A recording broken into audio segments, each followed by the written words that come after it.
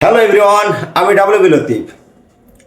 একটা কথাই বলেছিলাম না যে একটা মানুষ আতঙ্কে ছিল, যেটার ভয় ছিল সেটাই ঘটল। রামনবমী মিছিল থেকে মুর্শিদাবাদে হিংসা।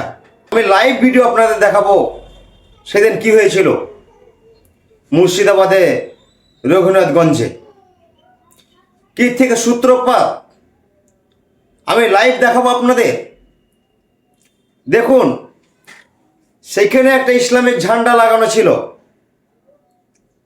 সেই ঝান্ডা উঠিয়ে ফেলে বজরং দলের একটা ঝান্ডা টাঙানোর জন্য কিছু বজরং দলের লোক, বিজেপি RSS এর দলের লোক রামনবমী মিছিল থেকে গিয়ে সেই ঝান্ডাকে উঠিয়ে ফেলে বজরং দলের ঝান্ডা লাগানো হয়, যেটাকে পতাকা বলে। সেই থেকে ঘটনা সূত্রপাত। কেন তারা এই ধরনের কাজটা করলো?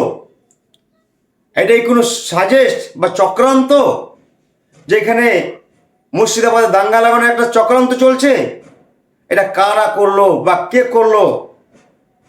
না এর পিছনে কোনো বড় রাজনৈতিক চক্রান্ত রয়েছে? আপনারা বিস্তারিত দেখুন ভিডিওটা, আর ভিডিওটা ব্যাপক হারে শেয়ার করবেন। আমাদের শান্ত মুর্শিদাবাদ, আমাদের শান্ত পরিবেশে দাঙ্গা লাগানোর চেষ্টা করছে কারা, সেটা ভালোভাবে তদন্ত করা হোক এবং যারা এই সাজেস্টগুলো করছে তাদের বিরুদ্ধে আইনি পদক্ষেপ নেওয়া হোক। এইটাই আমি প্রশাসনের কাছে আবেদন রাখছি, যাতে আমাদের শান্ত পরিবেশে, আমাদের শান্ত এলাকাতে অশান্তি না হয়। আমরা চাই না। কেনই বা এই ধরনের কাজ করালো? সামনে ভোট, তাকে কেন্দ্র করে নাকি অন্য কিছু? এখানে হিন্দু মুসলিমের দ্বন্দ্ব লাগানোর চেষ্টা চলছে। আর জনগণ, আমি আপনাদেরকেও বলবো, আপনারা এই সমস্ত চক্রান্তে পা দেবেন না। নিজের মাথা ঠান্ডা রাখুন, নিজের মাথা ঠান্ডা রেখে এগিয়ে যান, কাজ করেন।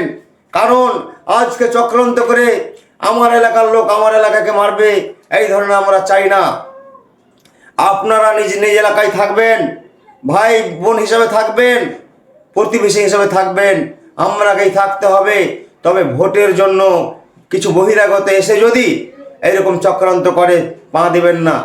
আর দর্শক, বেশি বেশি করে শেয়ার করবেন, আর আপনাদের মূল্যবান মতামত কমেন্ট সেকশনে জানাতে ভুলবেন না। ভালো থাকবেন, সুস্থ থাকবেন। দেখা হচ্ছে নেক্সট ভিডিওতে।